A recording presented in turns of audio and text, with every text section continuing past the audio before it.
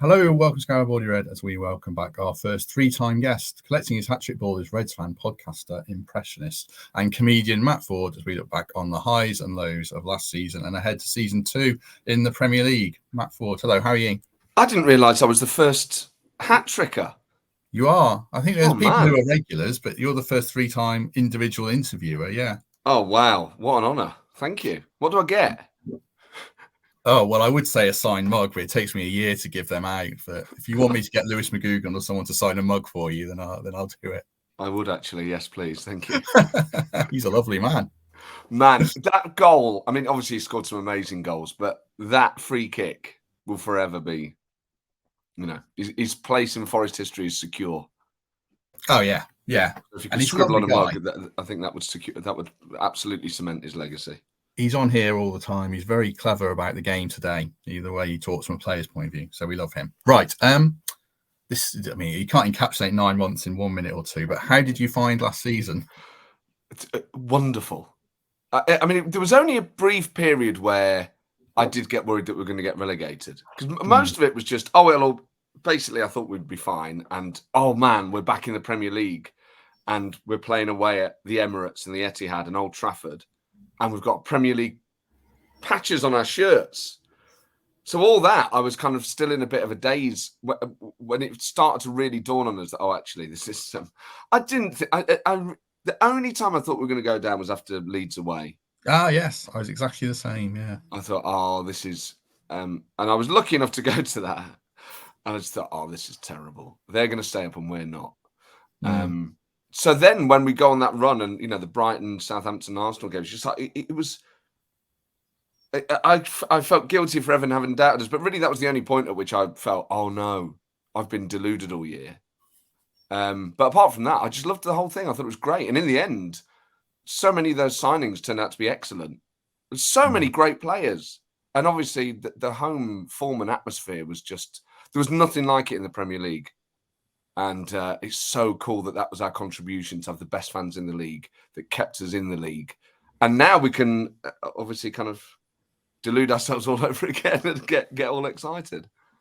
Leeds away must have been a double low point for you because I'm assuming you went with John Richardson, who's obviously a big Leeds fan. Do you know what? Thank God I didn't. Okay. He couldn't go. Do you know what? It was the bit I remember more than anything was... being in that away end, and it's that awful thing where you kind of sense that as a group of fans you've slightly overreached, and we're all going to the Leeds fans, where's your famous atmosphere? And then they score, and then they all start going, and I was just like, we brought that on. You almost felt like we'd tempted fate there, and it was just that horrible, of all places to go and lose, when they're right in your face. But yeah, I didn't go with John. He couldn't go, so which was a relief because he would have been the worst person to see his grinning face after that. How did you feel about them going down? Because I know Forest fans don't like Leeds, and Greg Mitchell, who's on this podcast, who told me to tell you that Comedians Play FPL is his favourite podcast. I love Greg. He was at that game and he loved it when Leeds went down because Leeds fans gave Forest loads of stick saying you're going down with the Leicester or whatever it was. But then one of your best mates is a Leeds fan. So were you a bit conflicted about it, or do you revel in the fact that your Premier League and his team's Championship next season? I'd rather it be that. Ideally, we'd have both stayed in the league because we've only ever watched Forest Leeds together in the Championship or lower. So it would have been, from just a friendship point of view, it would have been cool. And you don't want your mates to be sad, but obviously, it's not like I've got any great love for Leeds. I mean, I respect their history, of course, but I wasn't too upset. Wasn't too upset that they went down. They're not the easiest club to root for. But then, I don't know, in a weird way, I kind of think they're a big club from a similar era to us. And I get a lot of pleasure out of the rivalries where you actually get to play each other. Like with the derby thing, I'm happy for them to suffer a bit. But sooner or later, I want us to play each other again because those games are great. So I guess it was a little bit more of that. I think the needle, in a way, had we got to extend that for at least another year about both of us being in a relegation fight, would have been quite satisfying. But given the choice, anyone but Forest and Leicester going down was great. How many games do you get to? I mean, we were saying before we recorded how busy you are. How many did you actually make it to last season? I got to 6 or 7 last season. About the same as me. Yeah. The League Cup quarter-final penalty shootout against Wolves, which was great. And I went to Southampton away, our only away win of the season. So I went to some good ones. Arsenal away. You didn't get to many home games then? Is that a bit of a regret? I mean, the atmosphere was amazing at home. Is that a disappointment for you? Oh, really disappointing. I mean, I think I went to Fulham, Villa, Wolves. Did I get to another? I think there was another one slightly later on that I got to. But yes, I mean, if you're not going regularly, you do feel like a bit of a fraud, really, particularly when you grow up going all the time. And then you feel slightly removed from it. Obviously, you're just so emotionally involved in it. But having to watch that Arsenal home game, because the problem is, because I do a radio show on Saturdays that's 2 till 5, Saturdays are a write-off, really. So then I'm always looking for those midweek games, and then I'm gigging. So it's basically impossible a lot of the time. But that Arsenal home game where I just felt, obviously, just elated, and I really thought we were going to beat them. And you could sort of feel it in the air, I thought, before, but just so jealous of everyone there. And the Brighton game and the Southampton game, you're like, oh my God. You could tell on the telly that it was the City ground that had really helped win those games. And as a fan, you just want to feel like you've played your part on days like that. There's no substitute for being there, particularly when you know that you can make such a difference. So I was just obviously delighted. I was bouncing around the living room when Taiwo scored against Arsenal. But equally, there's part of you going, just wish I was there. I wish I was there to celebrate us staying in the Premier League. But that's a nice problem to have. I'd always rather Forest do well. I think I got really lucky thinking about it. I went to West Ham, which is obviously the first home game. Yeah, great. Man City at home. Wow. Brighton at home, which was probably my favourite ever watching a game just as a fan, not working. Yeah. Wolves, the shootout, same one as you. Wolves in the league. And maybe one other that was a bit dull. But yeah, I got very Yeah, the Brighton one looked phenomenal. Do you think that atmosphere is sustainable, or will we get a bit blasé about the Premier League and just expect to win games and it won't always be like this? I don't think I'd be amazed if people got blasé now. I mean, in a few years' time, hopefully, what a nice problem to have if that becomes the case. But I kind of feel like that intensity is going to last for a while. And I think if you can be that intense when effectively overall it's been a difficult season, imagine what it's like if we start to kick on and do well or get to the final of something or win something. So I think that's become the new personality of Forest. And I think a new generation of fans. I've been thinking about this a lot because, you talk to people who played, and I'm sure you have them on this podcast. A lot of them will say, even those that won the European Cup under Clough, the atmosphere was never this good. Yeah. So why is it? And obviously, I think it's, and we talked about this last time, I think the length of the wait is crucial in that it's all that pent up frustration and heartbreak. But I think a new generation of fans are more vocal. I actually think Forza Garibaldi played a huge part because there was a period of time at Forest where the atmosphere wasn't great. In fact, a long time where the atmosphere wasn't great. It was just kind of flat. And I don't know, I would always think, it's not like people from Nottingham are less, witty, funny, atmospheric than people from Manchester, Liverpool or wherever. So what is happening at Forest that isn't? And I think Forza Garibaldi just really making that effort to create an identity and to create some noise and just regardless of the result, regardless of what league we're in, regardless of who's the manager, we're going to do something.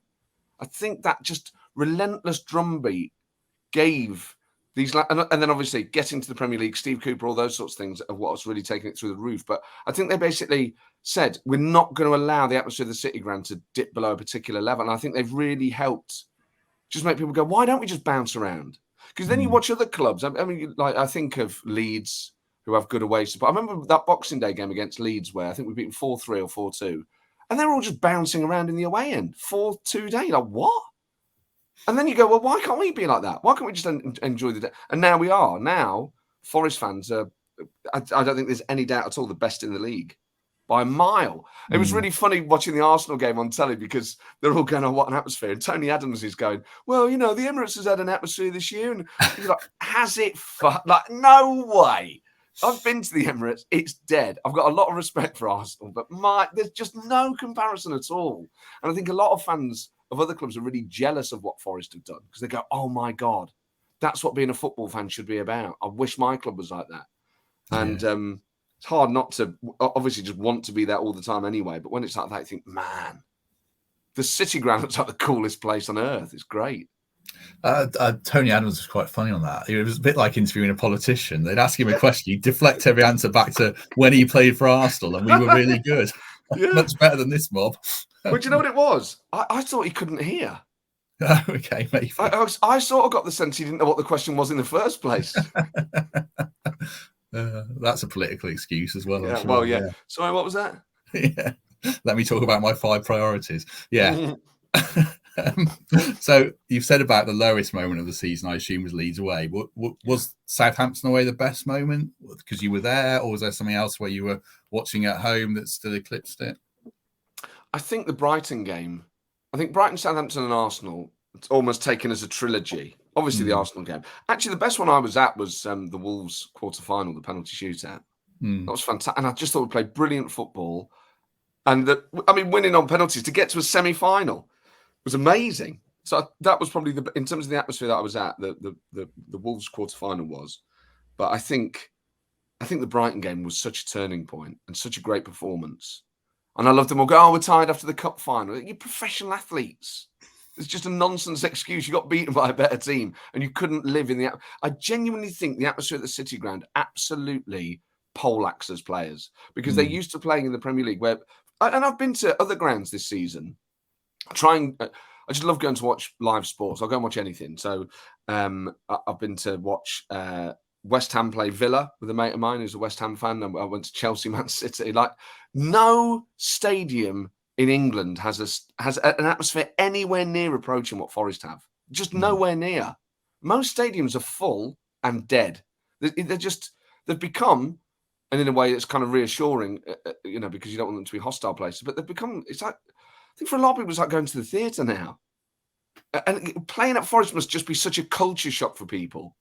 We go, oh my God, we're not used to this. And I just think that has been the crucial, as well as Steve Cooper, the great players we've got. I think more than any other club in any other time, the fans at Forest have been the most. I think you could literally point to points we've got as a result of that stadium and the behaviour of the fans inside it. I think it would be I've said this to John before, and he thinks someone needs to actually study this. Like, it would be a fascinating PhD thesis about the effect that crowds have on players and on athletes. And I don't think there would be any better example than Forest this year. You could feel it through the telly at times or through the radio.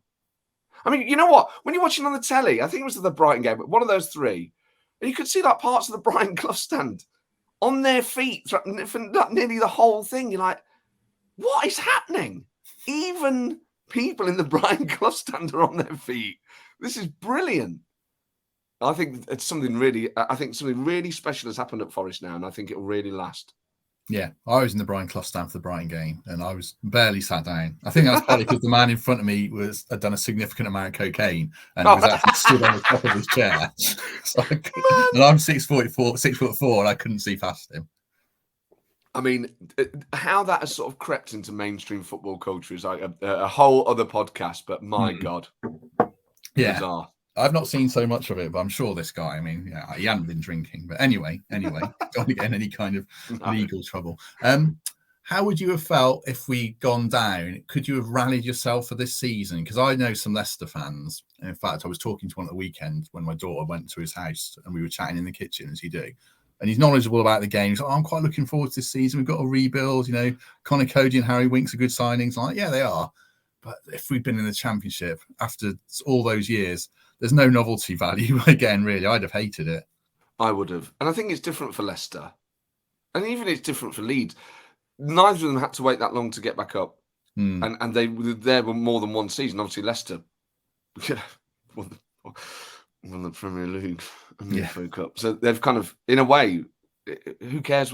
If you're a Leicester fan, I literally wouldn't care what happened next. You climbed Everest. Who cares in a way? Obviously, you don't want to go extinct. But I think for us, it would have been hard. I'd still want Cooper to keep his job, and I'd be fairly confident that we'd come back up. But I think it would have been really, really upsetting to go through all that, and it only lasts a year. And obviously, at the back of your mind, you'd go, "Oh, that was our one go. Are we ever going to come back?" So I would have rallied myself, but I think at the back that those sort of dark doubts would have crept in, and I think it just would have been so sad for the country if Forest would have dropped back out. I think there was a sense that people really liked us, and they, partly because of the fans and Cooper and the fact that the club backed Cooper and all those things. I would have been really upset. I'd have still kept the faith and everything, but it would have been really miserable to go down. Yeah. You thought,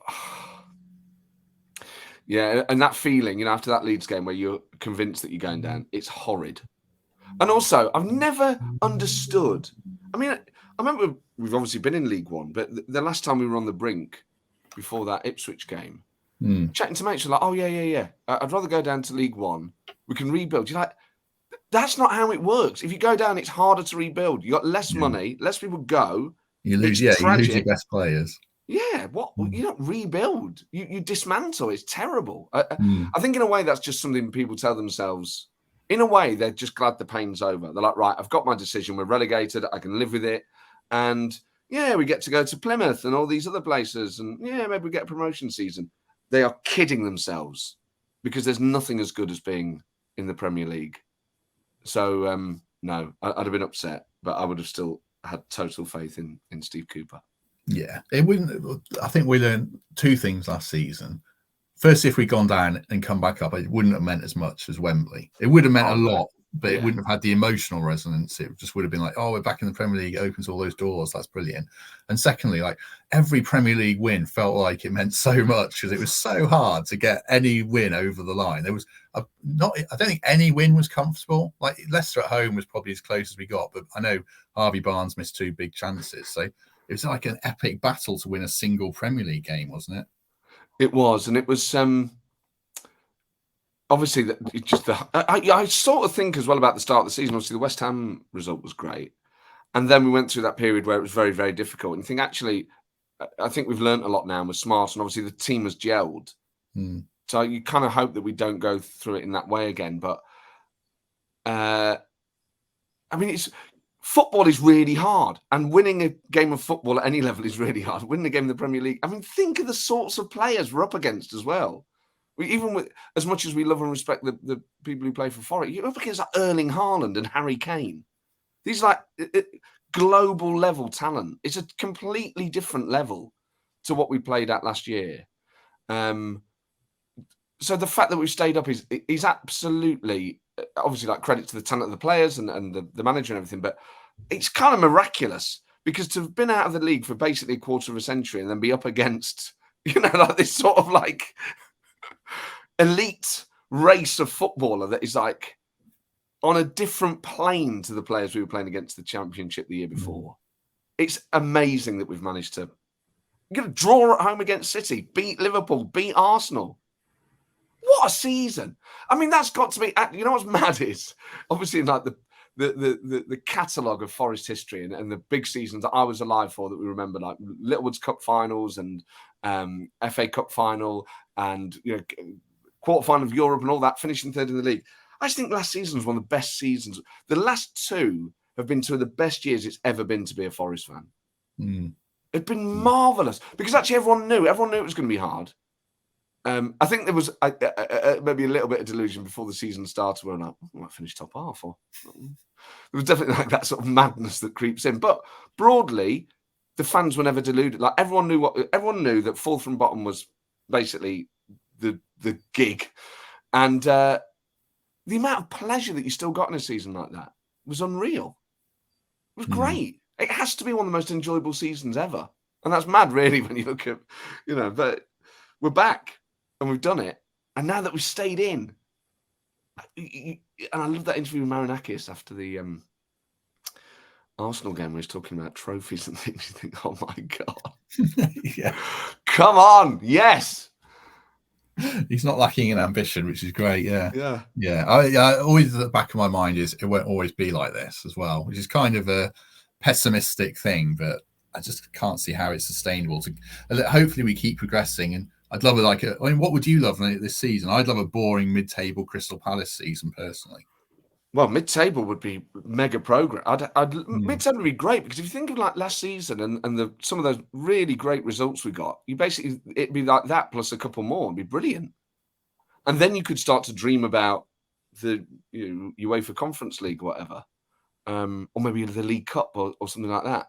Mid-table would be phenomenal. I just think incremental. I'd happily just go one place a year for like the next 10 years. It'd be great.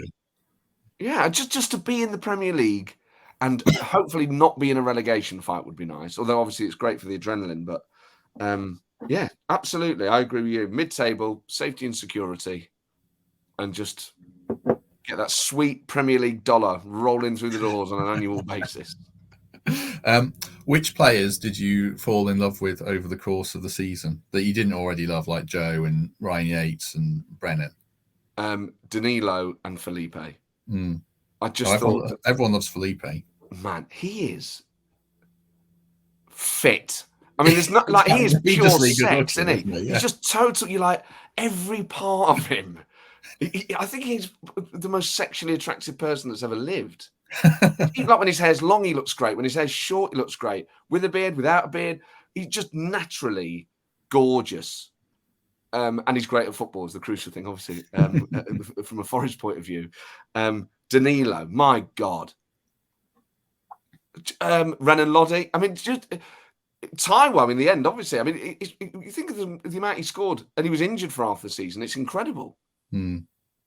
So many. I mean, the thing is, the more you think about it, the more you fall in love with them. But I think Felipe and Danilo were the two for me that, on top of the ones that I already... Obviously, Navas was incredible. Is it still a bit mad that, a couple of years ago, we were signing, frankly, bad players, and now we're signing a guy who's won 3 Champions Leagues and PSG's number 2, but, he's had the career he's had, and Forest is signing him as a promoted team. It's still a bit mental to me. Well, the Lingard thing was the one where you go, oh, God, maybe we're going to spend loads of money and do really well. And then Lingard, obviously... sadly, barely. Sadly from his point of view, obviously, barely featured. But that was the bit where you go, "Oh God, we're literally in a different league now. We're in the Premier League, and that in itself allows you to attract a different quality of player. But obviously, the financial backing that the club have given the manager was on a level that I think people I certainly didn't expect before the season. And now I think, hopefully, that financial backing plus slightly shrewder recruitment. I mean, so many of those signings turned out to be fantastic, but who knows who we might get now? I mean, this is the problem. You're like, oh man, you drive yourself, or I drive myself mad with this because you go, well, we could. You start to convince yourself that you're going to get these mega stars. Well, if Messi, I mean, he's never played in the Premier League. Yeah, I don't think. Well, he wouldn't get into the top 4 now, would he? So. Yeah, I mean, he wants to play for a club with European pedigree. Maybe we get Messi. I could absolutely convince myself that we were going to sign Messi or Ronaldo or someone of that ilk. But yes, for Felipe, I mean, Navas was accepted, and obviously Dean Henderson was great. But and Taiwo was. How could you not love Taiwo? Taiwo, Felipe, and Danilo, I think, were the ones that of the ones that we signed in the summer that really, really stole my heart.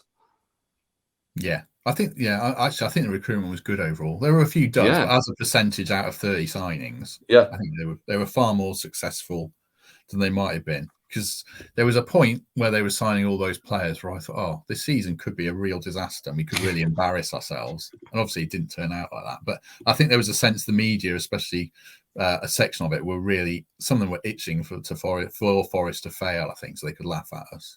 Yeah. I mean, you can sense that. I mean, it did make me laugh when people got sensitive about it. You're like, we've signed 30-odd players.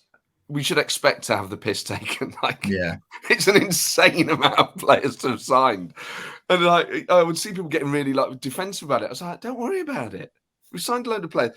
If they're good, great. If not, people we take the piss out of other clubs. That's part of life and part of football. But I think you're right. You could then sense that actually there were parts of elements, pundits or whoever, who did then want it to backfire. And also, I think you could slightly sense it, that Arsenal game. I think, weirdly, you almost get the sense that some people are a little bit jealous of what's happened at Forest. that for all the success that other clubs have had, and for all, Arsenal in a title race, there's no doubt that the City Ground had a better atmosphere than the Emirates. And I think, in a way, people feel sensitive about what that says about their club. They go, well, why aren't we more into it? Why have we basically become almost like a sort of cricket atmosphere rather than a football one? And I think, in a way, Forest is like this reminder of what football used to be like. We're like this amazing throwback to an old stadium close to the pitch that is absolutely rocking week in, week out. I think in a way people are a bit jealous of that. They go, oh, because their view is, oh, well, football's gone like this, so it's just the same for everyone. And we've turned up and gone, no, it's not. You can still have that absolute emotional connection. You can still have a ballistic atmosphere in the modern era in the Premier League. And I think in a way they go, oh, why don't we do it like that? Why have we become boring? I think that's partly what it is. You mentioned cricket, but Lord's long room's like Galatasaray away at the weekend. Man, yeah, the wrong week to pick cricket as an analogy. I mean, I only got into cricket after the one-day World Cup thing the other year. Yeah. My whole life I'd always been a bit. I think if football's your first love, and I was going to Forest all the time as a kid, and it's such an intense atmosphere, and then I go to Trent Bridge, and you're like, why is no one singing? Why is it so slow? And now I'm like, I have been a dick my whole life. I've missed out on these amazing things. And on the day of that final, everyone's going, just watch it. I was like, I don't like cricket, mate. And then turned it on my laptop. I was backstage at a gig in Bath and was like, oh, all right, if everyone's going mad for it. And I was like, immediately was like, I can't believe how good this is. How have I never appreciated the intent? So then I got... Yeah, I go and watch cricket all the time now. So I went to one of the days at Lord's the other day, and then I'm going to a couple of the days at the Oval. I'm like, it's brilliant. It's amazing that nothing happens for ages, and then something happens and it's massive. And Stokes has to be one of the greatest living athletes in any sport. I mean, he's phenomenal. The level of talent. And then the day I was at Lord's, it was it was nice. Not much happened. It was docile. And then you watch that fifth day the other day when it's all kicking off. You know what really made me laugh about that? They kept saying, well, I think it's a lot of people who don't usually come to cricket have come on the fifth day because the tickets are cheap. And you're basically saying, oh, working class people have come here. That's what you mean. Oh, this wouldn't usually happen at Lord's, but the tickets were cheap. And it's all exactly, yeah. People like me have gone. And they're chanting, and it was great. I thought it was so funny. But even then, they're like an altercation. It's just some guy in like an old school jacket going, "You bloody cheating Australians!" Like compared to football, that's like so low level. But man, cricket's. But I've really become a total advocate for it. And in a way, I'm like, well, that teaches you something about life because you can always. Do you know what it's like when? I think at any one point in your life, most people would say they've got enough friends. And then you meet like a friend of a friend. You're like, oh my God, they're amazing. I do have room in my life for one more friend. You know what I mean? And it's that thrill of meeting a new mate. And I feel like that with cricket. So then I'm like, well, maybe I should try F1. Maybe I should try and get into golf. All these other sports have been a bit, no, shaking your head. No, maybe cricket's enough. I love cricket. I can't get in. I can't personally get into F1. I can't. No. And golf, I like the Ryder Cup because it's just you. It's the rivalry. It's a bit like the Ashes. Yes. The Ashes is on another level. I should give a shout out to Broad as well as a Forest fan. Oh, man. Monumental shithouse in so with the bat, taking on every Aussie. So you know what's mad is for the Sheffield United semi-final the season before, I was sat in front of him and Joe Root, and they are two of the nicest people I've ever met in my life. Like just genuine, the sorts of fellas. I said to my wife, it's like the sorts of boys you meet at church. You know what I mean? Just impeccably mannered, very sweet people. And there was a bit during that semi-final where I think we're then winning on penalties. And I just heard Joe Root said to Stuart Broad, I think I'm just going to go and sit over there for a bit, if that's all right. Stuart Broad, yeah, that's fine, mate. Just like so... Just total gentleman. So then to see Brody like winding up the Australians, like this is absolutely brilliant. It was so funny, and obviously it's so cool that he's a Forest fan and that he's from Nottingham, because I would love it anyway because he's England and he's winding up the Aussies. But that extra bit, you're like, oh, he's one of us and he's doing it. This is great. This is Nottingham Bants on the global stage. Talking of which, actually, I went to see Brucey at Glastonbury the other week. Oh, yeah. I'd never seen him before. He's incredible.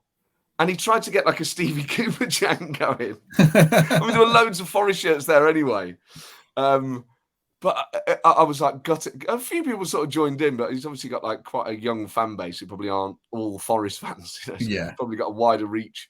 And you're like, oh, go on, mate. It was so cool. It's so cool seeing. I think with Nottingham, I always sort of felt this growing up that I feel like we're underrepresented. In fact, you know, there was that. I'm going off on all tangents here. There was a report out recently that if you want a peerage or you want to get a knighthood, being from Nottingham is the worst place in Britain to be from. We have the lowest like representation per head on the honours list. We just get totally overlooked. And I always felt that growing up that culturally. I mean, I guess with Central Telly, there was a fair bit of stuff made, but Nottingham now, you're like, it's this amazing big city. And actually, it's such a novelty when someone from Nottingham, like, really, really makes it. Like Stuart Broad or Vicky McClure or Brucey. So you're just like, it's such a big deal. I feel so emotionally invested in Stuart Broad anyway, because, he plays for England. But that extra thing of him being from Nottingham and being a Forest fan. It's the same with Carl Froch and same with Lee Wood. You're like, when someone then does the global level thing, it's incredible because loads of people do it from London and Manchester and other places. I think it means more when they're from Nottingham. I don't know whether, in a way, I don't know if other people feel like that. Be like, go on, mate. I almost felt like that was Forest against the Aussies in the Ashes. Do you know what I mean? I'm like, that's us doing that. Yeah, I never thought of it like that. But Nottingham, going off on a tangent, I don't know what the population is relative to Manchester and Liverpool and Newcastle, but it feels like Nottingham should be sort of on a par with them. Obviously, Birmingham's the second biggest city and all that, but yeah, it just feel like it's overlooked and underrepresented. So yeah, I think so. When people talk about like regions and things, when people talk about the North, and it's always like Manchester, Leeds, or whatever, no one really talks about the Midlands. When you're talking about culture and telly and the arts and things like that, it's always like either Scotland or the North or Wales. It's like Nottingham gets completely squeezed out in that conversation. Yeah, unless it's Shane Meadows, yeah, basically. Well, that's it, but that's why he's so important. It's like he basically put the Nottingham accent on telly. So he's like played a huge part in like, I think him, Forest. You can see a way in which actually this leads to like a total transformation of the city. And like Nottingham becomes like a real boom city for a while. Like all the kind of elements are there, and having a Premier League football club. I mean, someone told me once, I don't know if this is true, but if basically Forest stay in the Premier League, or if this was before we'd even got there, like having a Premier League club is like one of those metrics that businesses decide whether to locate in a city or not, or like certain like hotel groups will locate there, or certain employers. It could, Forest being in and staying in the Premier League could lead to like just a transformation in like the economy of Nottingham, which would be great. I don't know how I've ended up talking about this, but I wish I could go to more games. Let me ask you one challenging question that came up on our live shows, and it was the one that you sort of was probably the hardest to answer. We all want Steve Cooper to be manager at the end of next season, but we know football's a cynical game. Do you think he will be or not? Oh yeah, I do. Yeah, I mean, because I think. Okay, I don't think we'll. Right. I don't think we'll be in the same level of trouble that we were last year. I hope we're not. So on that basis, if we're not in a relegation fight and he's sort of incrementally building, we're doing a bit better, then yeah. I don't know why. What have other people said? Well, you just look at the turnover of managers. There was so few who retain. I think people are kind of optimistic. As long as we start well. If we don't want to tempt fate, but if we lose one of those first two home games and we're as bad as we were away, then it's not going to be a good start. But after that, the fixtures ease up nicely till December. So I'm still confident we'll do well. As long as the owner's ambition, you talked about trophies, like if the owner's ambitions are ahead of what the fan expectation is still, then it makes you wonder. But he stuck with him last season by hook or by crook. Obviously, he scouted around, but that's what every owner does. So, well, it'd be irresponsible not to, wouldn't it? I mean, you know, the worst thing would be to sack a manager and have not even thought about the replacement. So, oh yeah, you don't end up with Dean Smith in charge. No offense to Dean Smith, or Sam Allardyce. Man, that was bonkers. I mean, he hadn't worked for about 5 years. No, that was so weird. Of all the people, yeah. I mean, who would? I mean, also, we've basically had everyone.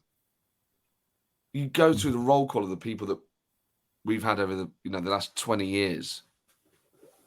We've basically already worn out all our goes, I think. So I think he will be the manager. I can see Cooper being here for a while. I hope so. I don't want anyone else. That's also the thing. It's like, I don't want anyone else to be Forest manager. Like, they're not my real dad. Do you know what I mean? Like, Cooper's our dad now. Like, anyone else would feel like a stepdad or like your mum's new boyfriend. Like, Next time you meet Steve Cooper, don't shout, "You're my real dad" to him. Love you, Dad. Yeah. I also, as a serious football point, like, he should have learned loads of lessons from last season and be a better manager. He was already a good man, a great manager, I think. So, and having Stephen Reed back, that's good news as well. He's a really good coach and a really good guy. So having him back on the staff's a big boost. Yeah, on the right track. Yeah, and Cooper is a really talented manager. And him keeping it in the Premier League with the amount of players he was given, and who knows how many of them he actually wanted. I mean, that in itself, how he wasn't nominated for like Coach of the Year, I actually thought was outrageous. It was a phenomenal job that he did as a manager last year. In fact, it was such a difficult gig, and he did it. And you think some of those results and some of those games, my God, what a talented man. How can you? People always look at the top end of the table, obviously, but I just thought, imagine what he could do. Imagine what he will do once things are like more focused and targeted, and he gets players that he wants and all that sort of thing. And when the investment is sustained over a prolonged period of time, my God, what he's done is phenomenal. He's one of the best managers in the league in terms of it's absolutely incredible, really. Really, when you think about it. What he did was exceptional last year and the year before, obviously. But then to keep us in the Premier League, you can't doubt that guy's ability to get us up in less than a season from the bottom of the league to almost the top, and then keep us in the Premier League with that mad transfer window and everything, and to figure out who his best 11 were, to outwit Liverpool, City, Arsenal. My God, he's incredible. He's got to be one of the best managers in the league. Yeah. I would think so. I mean, he should have been a contender for Manager of the Year, although Gary O'Neill was, and he got sacked. So keep him under the radar. Still, that's fine. I mean, he'll be England manager next, won't he? This will be the problem. It'll be that is. I mean, the other problem. There was a point in the season where we're going, "Oh, Liverpool are looking at him, or Spurs are looking at him." You're like, "Oh my God, this has gone the other way now." We're struggling to keep him. Yeah, when Brighton lose to Zerbi, Cooper's going to be on their list, and all that kind of stuff. I'm sure. You would hope that he would. It does feel like there's something a bit more than just a manager at a club relationship here, doesn't it? I can't believe he's ever had this relationship with any other fan. I don't think there are many managers in the world that have had the relationship he's had with the Forest fans. True. I would think so. That's got to count for something. And it's Steve, don't leave. Changing tack for the last 10 minutes or so. When I was arranging this with you, you confirmed, and I was just listening to, I've become obsessed with Films to Be Buried With, a podcast with Brett Goldstein. I've listened to tons of them. Yeah. And I've listened to the one with you. I was listening to it, or just about to, when you said you'd do this. So I've shamelessly ripped off some of the questions. Great. So Brett Goldstein, for you who don't know, co-wrote Ted Lasso, and he wrote a brilliant show called Shrinking on Apple. Have you seen either of them? I've seen a bit of Ted Lasso, but I haven't seen Shrinking. I mean, I haven't got Apple Telly. Okay. So it's one of those things where I've seen a bit of Ted Lasso, obviously, but Brett's phenomenal. He's been a comedian for a long time. We've known each other probably 15 years. Yeah. And it's almost like that thing about people from Nottingham. It's so cool when someone really, really makes it. And he's like conquered the world. He's in like the Marvel universe now. Yeah, he's in the next Thor film. He's like on Sesame Street. He's one of the nicest people I've ever met. He's brilliant. He just like, I don't know what the word is, a jobbing comedian on the circuit? He wasn't a household name before Ted Lasso, or was he? No, but he was always doing like films on the side. So he was always like making films. He did a film called Super Bob about basically an average Joe who had superpowers. So he was always like making films and doing those sorts of things. And he got his break. It's great. It's really, really cool. You know, when you want it to happen for nice people, don't you? And he's one of the nicest people in comedy. So yeah, but his podcast is brilliant. If people haven't listened to it, Films to be Buried With. Yeah, it's great. So and Ted Lasso and Shrinking are great. So Films to be Buried With, the premise is you've died and he asks you about your life through film. So I've shamelessly ripped it off with a few Forest questions. Great. And one of the questions is the film that means the most to you. So who's the Forest player that means the most to you personally? Of the current squad? No, of any time watching Forest. Stuart Pearce. Beyond anything. I don't think anyone will ever come close to how he made me feel. And I think anyone of our generation or older, I don't think anyone who saw him play for Forest, there's nothing else like him. It's such a unique, and you talk about emotional connections with fan bases. Like no one really had it like him as a player. It was and just he had everything. He was a really good footballer, as hard as nails, but he would control that Colosseum single-handedly. Pearce, beyond any, and I feel so emotional about him. I get soppy when I think about Pearce. Oh, I cry for him. You know, he doesn't need sympathy, does he? Stuart Pearce be like, oh man, that penalty. God, I would have loved to have seen him lift the FA Cup for Forest. That cup final.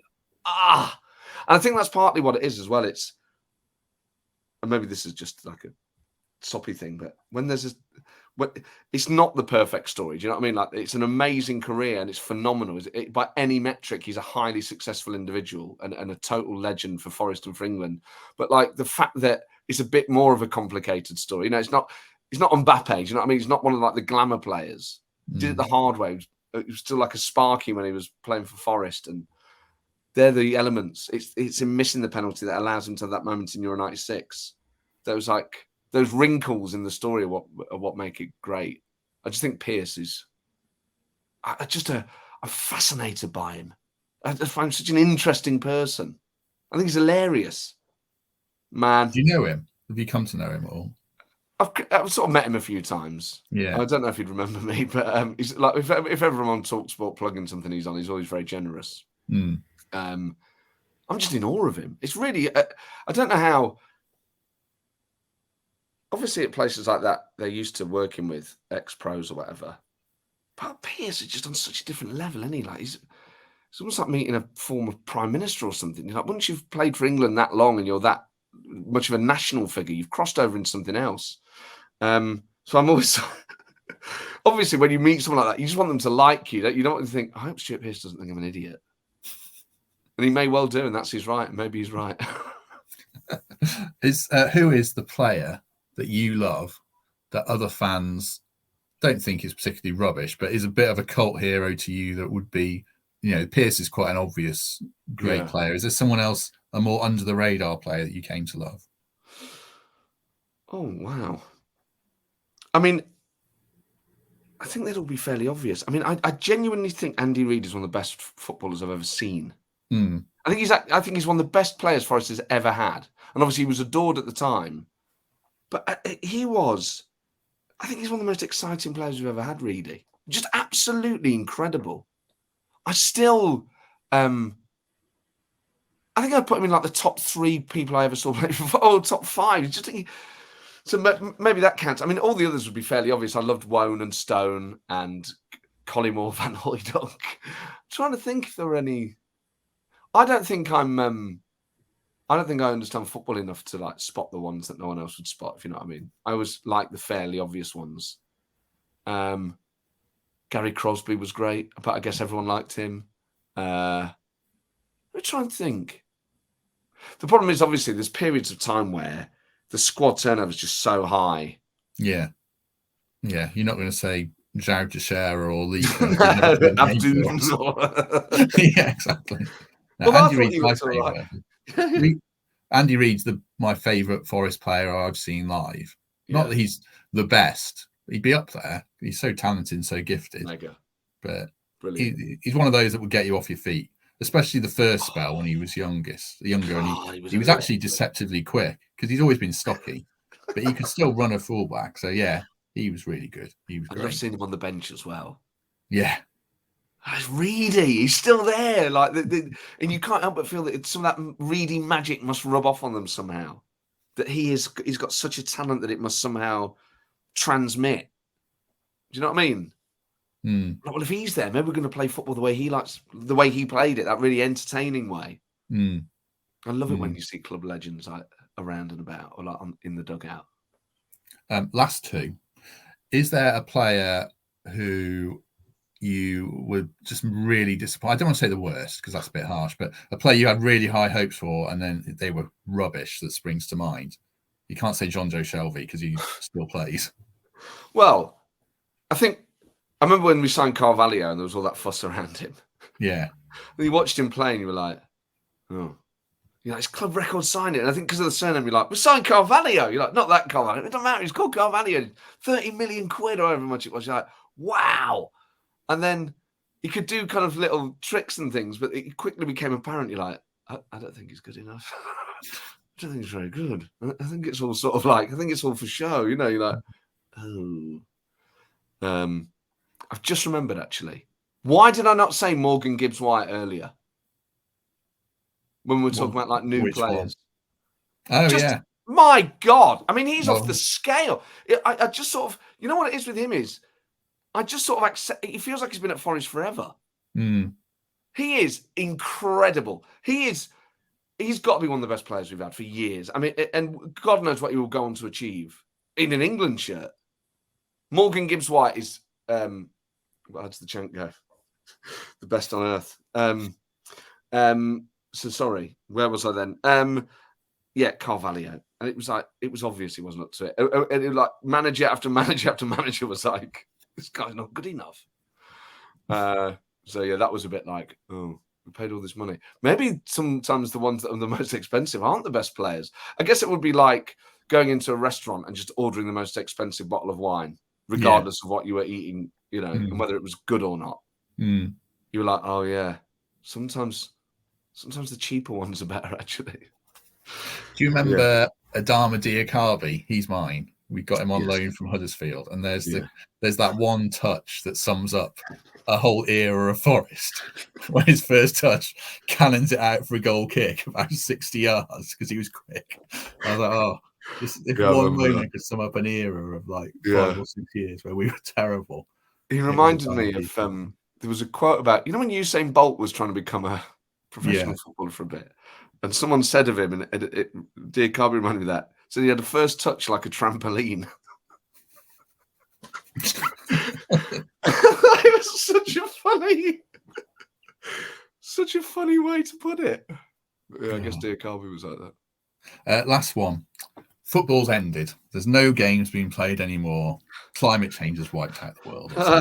There's ripping off films. There's one DVD you can watch of a Forest game over and over again. Which game are you choosing? Oh, God. This is going to sound... well, I guess for just the ending, maybe the playoff final, just to... It was more, I would just watch the last 6 minutes, the final whistle, and then just 90 minutes of the celebrations. Because that was actually a terrible game. That's one of the worst games possibly the worst game of football I've ever been to. It was crap. But anyway, don't need to relitigate the. But oddly, the game that has always stayed in my mind was we beat Crystal Palace 3-2 in 94-95. I just remember it being like an end-to-end brilliant game of football. And Colin Moore scored the winner towards the end. I mean, obviously there are bigger games with higher stakes, but that's the game that I remember. I mean, maybe I would pick Lyon or Bayern Munich just to watch Chettle score. Actually, maybe the 1991 FA Cup final just to see Pierce score at Wembley and all that. I've chosen some quite bad. Perhaps there's some emotional resonance with you that made you pick them. I don't know. I think they're just like they're games that proved we were big, weren't they? So even if you lose them, you're like, we're in the FA Cup final. Yeah. In the same way that I would rewatch Luke Shaw's goal against Italy, even though I know we lose. Like, that moment itself is ballistic. Piers scoring against Spurs, going 1-0 up in an FA Cup final, feels bigger than winning the League Cup in a way. You're like, that's bigger. I'm going to go Forest QPR. Forest QPR 3-2 in the 94-95 season. It was just a brilliant game of football. And I remember at the time thinking, this is great. This could go either way. And then Colin Moore got that winner at the end. You're like, oh, man. So, yeah, I'm going to... Is that shit? Is that a bad choice? No, I don't think so. I mean, I had an answer, but I was thinking, what would I pick when you were saying it? And I'd probably pick like some random Paul Hart game when we beat Stoke. Was it 6-0 and Harewood scores 4 goals in the first half? That was incredible, yeah. Because of the football we played that season. That was, I mean, so many games that season. Maybe, actually, if it was one from this season, maybe the Brighton game. Yeah. Or maybe the Arsenal at home. If it had to be from this season. The Southampton game at home. That was too stressful. That was mayhem. Yeah. Great fun, man. We're the best. We're the most entertaining team in the world. My other game would be the semi-final second leg against Sheffield United. Because that was a great game. It was, yeah. And it had the outcome. It was a great game until like 60 minutes in. Yeah. But if I know the result, I could watch it again and again. In fact, I've watched that shootout again and again, to be fair. With yes. Yeah. Sorry, I thought you meant... not that one. Oh, God, no. That was I couldn't watch that again. That still tortures me 25 years on. No, 20 years on, yeah. Oh, yeah, God, the Sheffield United semi-final. My God, that penalty shootout. Yeah. Yeah, that's a great choice. Oh, Sheffield United Bramall Lane is the lowest I've ever felt as a fan. Worse than losing to Yeovil and all that. That Sheffield United game was the worst. I hated that Warnock team. Yeah, it felt like an injustice, that. It was. We'd have won that morally right. You're like, this isn't... The universe doesn't want this. No. Where are you, God? Do you know what I mean? It was like, what? Oh. But then that's why Wembley meant so much. That's why staying up meant so much, is all those days, all those crap times. Now it's our turn to be great. True. You've been very generous with your time. Is there anything you want to plug before we go of yours? I'm doing the Edinburgh Festival with a new stand-up show called Inside Number 10. So I know lots of people who listen to this will go to the Edinburgh Festival, so come and see that. Stand-up show about the news and politics and stuff, with some impressions and a bit of football stuff in there. I think that's it. Yeah, just Google me. Follow me on Twitter. Well, for as long as you can, yeah. Exactly, yeah. It feels like it's imploding at the moment, but I think so. Right. Thanks very much to Matt. We'll be back on Thursday or Friday with some general transfer chit chat, and then next week's guest is David Phillips. So have a good week. Matt Forde, thank you very much. Cheers, mate. Pleasure. And we shall see you soon.